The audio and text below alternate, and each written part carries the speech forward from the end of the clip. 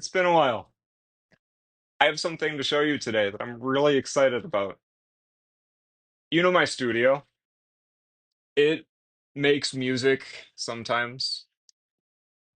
I started building this studio 10 years ago now with the aspiration of making music with my friends and recording it in a DIY manner.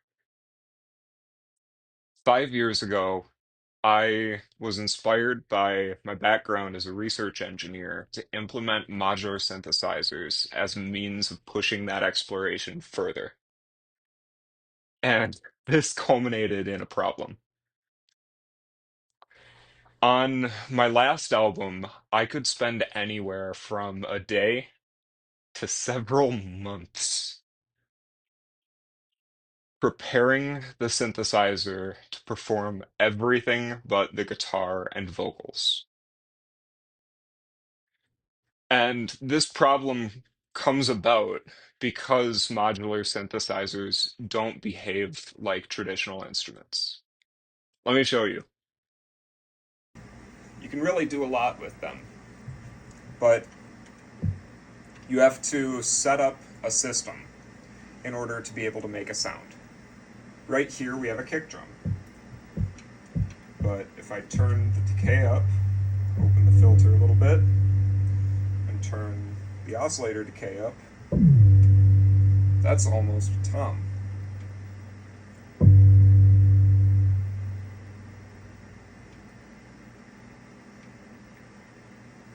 So, as I would build these backgrounds to my songs, I would spend anywhere from a day to a month building this system before I even practiced.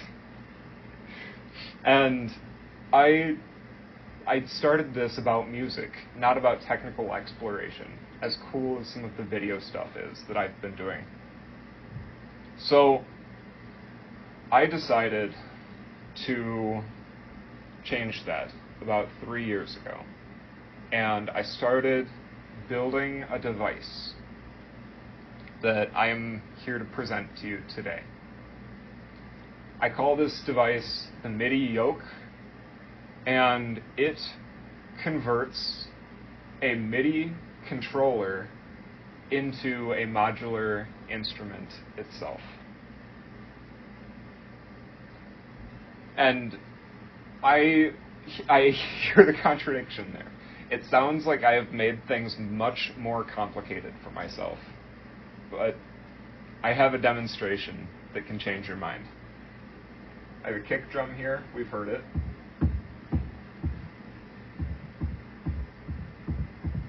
And I have a snare drum. I also have a record button over here.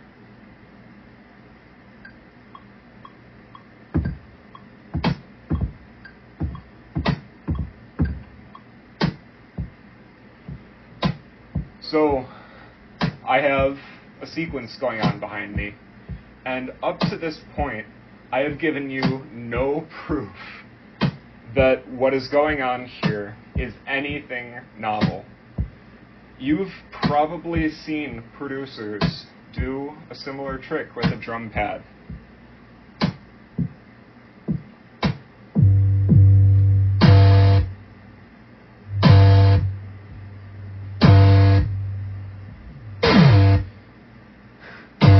That's right, folks.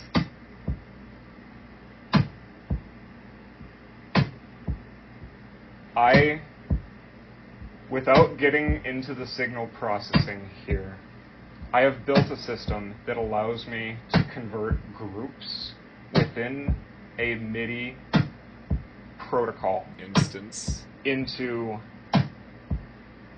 agnostic functions that can be routed through my device. These functions can be triggers or control voltages. You can have coupling between these. And I have 16 of them. So let's have some fun here. So here's the Ableton project that you've been listening to so far.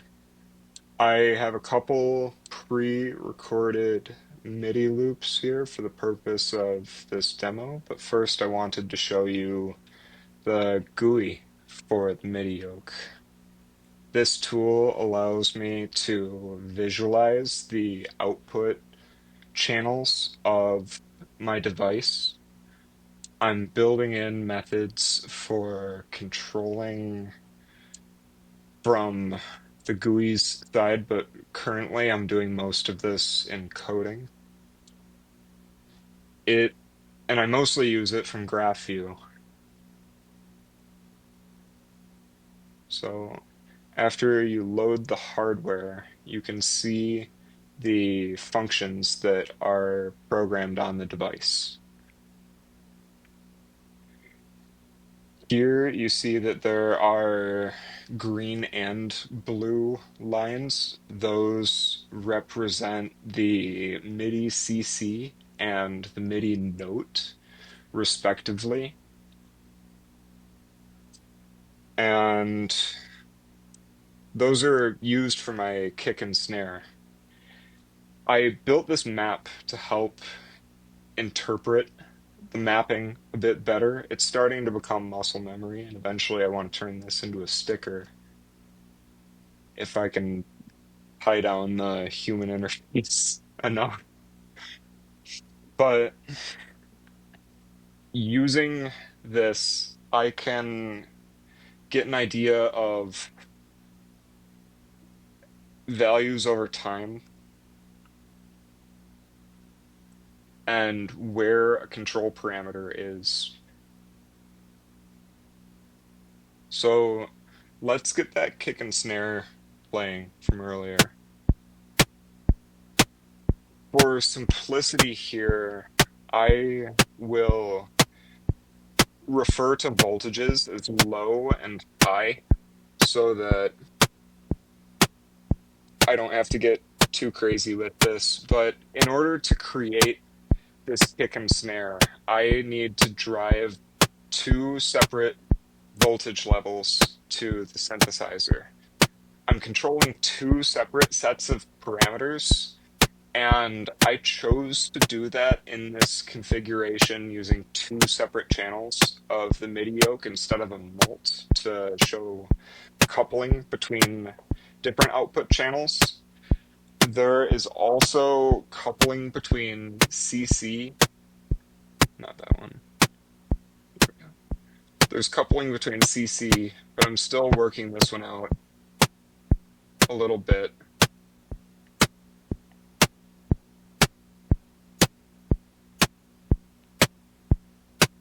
Logic levels. So I need to drive these two separate sets of parameters, low and high. I have a filter, and I have a patch that I made between an oscillator decay and the noise level of the synthesizer. We can refer to that as NLOD. In order to create a kick, I'm driving the NLOD and the filter low. And to create a snare, I'm driving both of these parameters high, which you can see through my graphs on the GUI. Let's add a bass.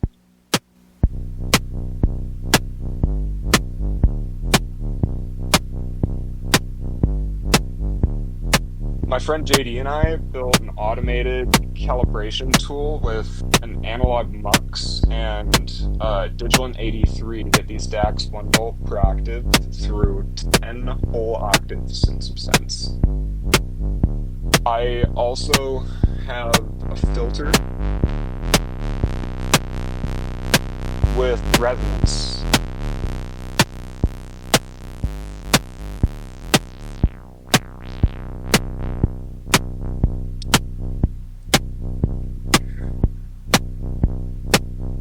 So with this workflow, I can essentially DJ on my analog synthesizers.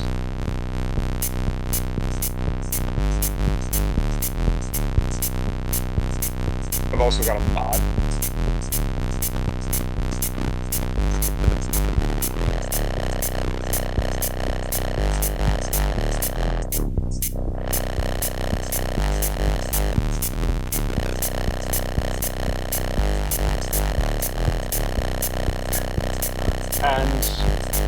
So I would say that I solved my problem.